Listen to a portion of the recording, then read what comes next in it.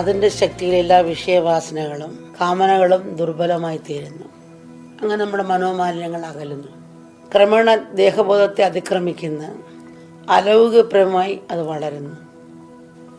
ഗോപികൾക്ക് അവിടെ നിന്ന് ഒന്നായി ചേരാൻ വേണ്ടിയുള്ള ആ ഒരു പടച്ചിൽ എപ്പോഴും ഉണ്ടായിരുന്നു.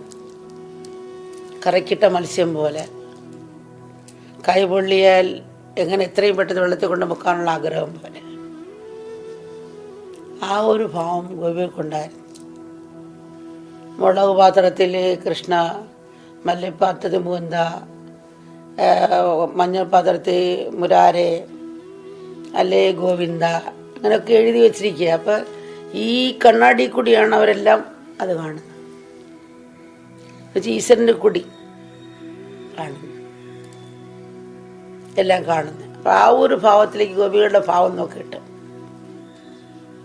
അങ്ങനെ ഉണർന്നു വന്ന് പിന്നെ രാധാഭാവത്തിലേക്ക് പോവാം. അങ്ങനെയാണ് ഗോപികൾക്ക് സംഭവിച്ചത്. ഒരു നിമിഷം പോലും ഭഗവാനെ പിരിഞ്ഞിരിക്കുന്നത് ദുസ്സഹമായി അവർക്ക് അനുഭവപ്പെടുന്നു. ക്രമേണ ഏതിലും അവർ ഭഗവാനെ കാണാനും സ്മരിക്കാനും തുടങ്ങും. എങ്കിലും തുടക്കത്തിൽ ഗോപികൾക്ക് പരസ്പര അസൂയ മത്സരം ഉണ്ടായിരുന്നു. അവരുടെ ആ ദോഷം കൂടി തീർത്ത് അവരെ പൂർണ്ണരാക്കാൻ ഭഗവാൻ ആഗ്രഹിച്ചു. ഇത് പറയുമ്പോൾ ഒരു സംഭവം ഓർക്കുകയാണ്. ഒരിക്കൽ യമുനാനടത്തിൽ ഭഗവാനോട് തിരിക്കുമ്പോൾ ഗോപികൾ കൃഷ്ണനോട് ചോദിച്ച്, ഞങ്ങളെല്ലാവരും അവിടുത്തെ ഭക്തരാണ്, എന്നാൽ ചിലർ സദാ അവിടുത്തെ നിഴൽ പോലെ കൂടെ ഉണ്ട്.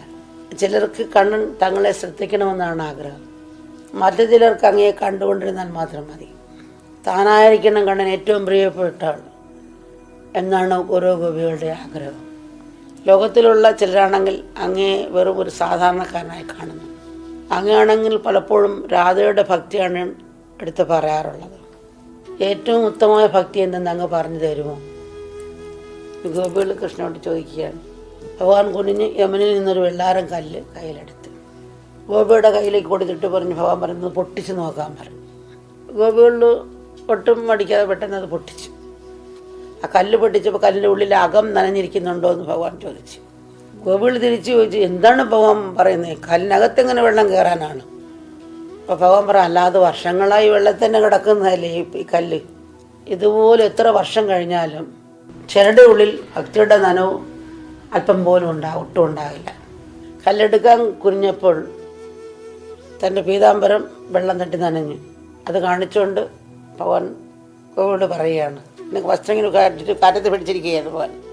എന്നിട്ട് ചിരിച്ചുകൊണ്ട് പറയുന്നത്, നിങ്ങൾ നോക്കിയേ, ഈ കാറ്റടിച്ച് ഇപ്പോൾ വസ്ത്രം ഉണങ്ങിയല്ലോ. ഇതുപോലെ പ്രതികൂല സാഹചര്യത്തിൽ ചിലരുടെ ഭക്തിയും ആവിയായി പോകും. ഇത് പറഞ്ഞുകൊണ്ടിരിക്കുമ്പോൾ തന്നെ കയ്യിൽ നിന്നൊരു കൽക്കണ്ണം ഭഗവാൻ വെള്ളത്തിലേക്ക് ഇട്ട്.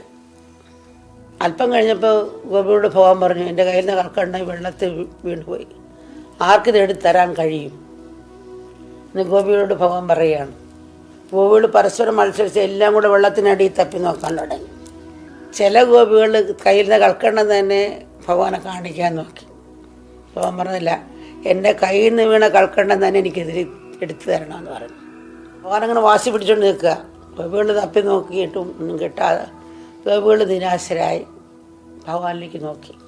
ഇനിയിപ്പോൾ ആ കൽക്കണ്ണ അലിഞ്ഞു പോയാൽ കാണും കണ്ണ എന്ന് ഭഗവാനോട് ഗോപികൾ പറയാം.